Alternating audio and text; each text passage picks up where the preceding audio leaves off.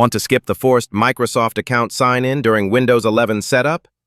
Here's a super quick trick to bypass it and continue using a local account. Step 1.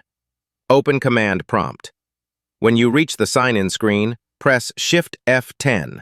On some laptops, you may need to press Shift FN F10. This will open up the command prompt window. Step 2. Disable Internet connection. Now, in the terminal, type this command, ncpa.cpl, and hit Enter.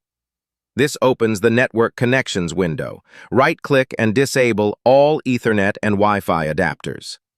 Tip: if you only have an Ethernet connection, just disable that. Step 3. Bypass Microsoft account screen. Now go back to the command prompt and type oobe -YNNRO. Then press Enter. Your PC will now restart. Step 4. Limited setup mode. After rebooting, you'll notice the Microsoft sign-in is gone. Now just click Continue with limited setup to use a local account. Step 5. Re-enable Internet. Now, let's get the Internet drivers switched back on again. To do that, search for ncpa.cpl and press Enter. Then right-click and enable all of your Internet drivers again. That's it. You've skipped the Microsoft account setup and are now using Windows 11 with a local account.